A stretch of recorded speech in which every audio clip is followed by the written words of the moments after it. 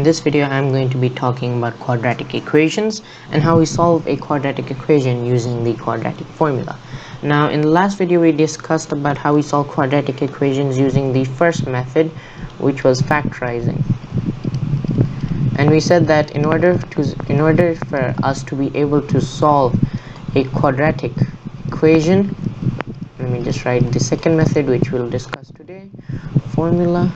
In order to be, or the state of the equation, in order to solve it, resolve a quadratic equation, it should be in the form of ax squared plus bx plus c is equal to 0.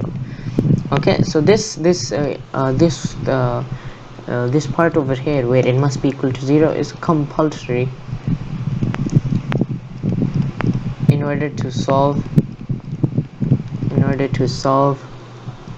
a quadratic equation.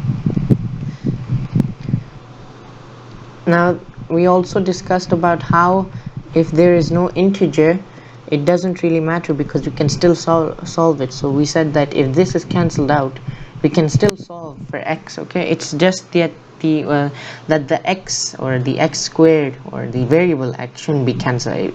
These two must remain. So we did an example. I'll give you one just to refresh your memory. So we took let's take 2x squared minus 2x is equal to 0. I believe we did this in the last video, but I'll just recap. So we said that we take the common factor. In this case, because there is no integer, when there's no integer, we use factorization, or we use basic factorization. We don't use the way which I showed you in the previous video, in where you basically multiply or find two numbers which add up to give c, and multiply to give c and add up to give b. In this case we just do normal factorization, and we said that in this case the common factor is 2x. We open brackets, what variable or what number when you multiply it by 2x gives you 2x squared, it's x. Same, and for negative 2x it's minus 1 is equal to 0.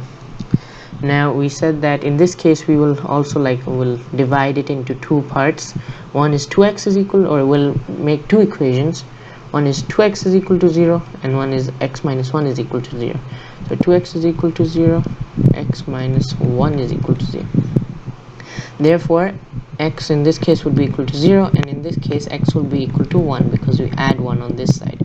And we said that, or I didn't mention this, but I'll just re-mention in order to clarify or to enhance your understanding of factorizing quadratic equations, is that if c is not present, c meaning an integer in a quadratic equation, one of the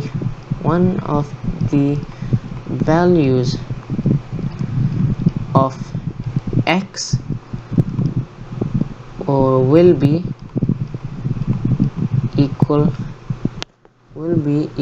to 0. Okay, so these are just two notes, and now we'll just start off with how we solve a quadratic equation using the quadratic formula. Now we solve a quadratic equation using the quadratic formula when you don't have, or when it is beyond the human mind, or the calculations is beyond the human mind, in order to find two numbers that multiply to give c and add to give b. So these include decimals or negative numbers, or really complicated kind of matters. And that's why when you go into an IGCSE exam and they ask you a question on quadratic equations, and they will tell you about which method to use, and how, when they tell you or when they ask you indirectly to use the quadratic formula in order to solve a quadratic equation, they're going to say round your answer to 2 decimal places.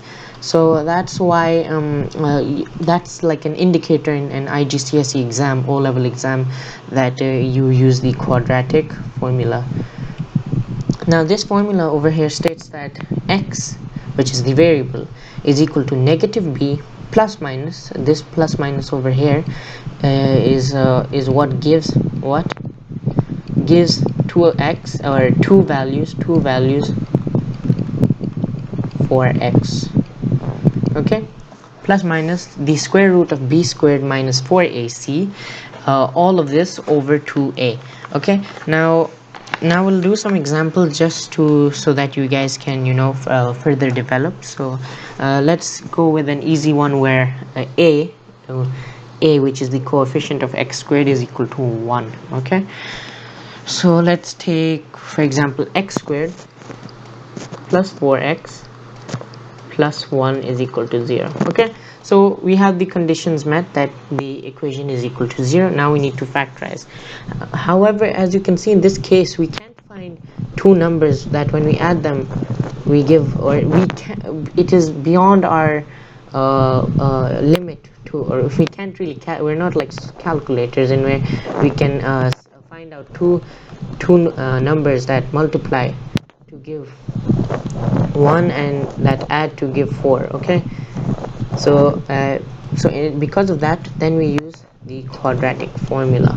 Now this, you know, this minus b and b squared minus 4ac, what is basically, b is basically 4, and I'll show you how. Okay, now in this case, if we do something like this, ax plus bx plus c is equal to 0, if we look at the, it's basically asking, a asks for the coefficient of x squared, b asks for the coefficient of x, and c asks for the integer. Okay, so therefore we know that a is equal to 1, b is equal to 4, and c is equal to 1.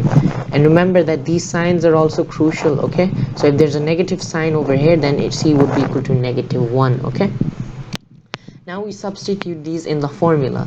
So how we doing? X is equal to negative b is 4, so 4, plus minus the square root of b square, which is 16, but we'll carry on further on that, minus 4, which is multiplied by 1, and that answer is multiplied by 1.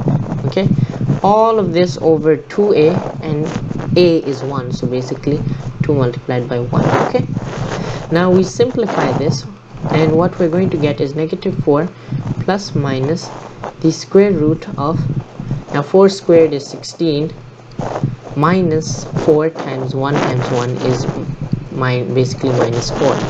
Okay, so let me just erase that. Okay, so we have that, and 2 times 1 is 2. We simplify it further, and we get -4 plus minus the square root of 12 over 2.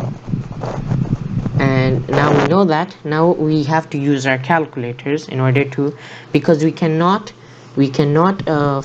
round the square root of 12, or we can't round anything during while performing a calculation. Okay, so we use our calculator, and we get -4. And as I told you in the beginning, that this over here, this plus minus, gives us two answers. So basically we're going to do two operations, or x is equal to -4 plus the square root of 12 over 2, and we're going to do x is equal to -4 minus the square root of 12, all of this over, oh man, this thing over here, over 2. So when we do so, we'll do this where we're using plus first, so the square root of 12, all of this over 2. We will get, you round this to two decimal places. In this case it's -0.27, and we do it for this one over here, and when we do so, we get -3.73, rounded to two decimal places. Now these are the two numbers that when you multiply give 1, which is c, basically c, and when you add them you get 4. Okay, so I hope you guys enjoyed this video. Please do like, share, subscribe, and comment.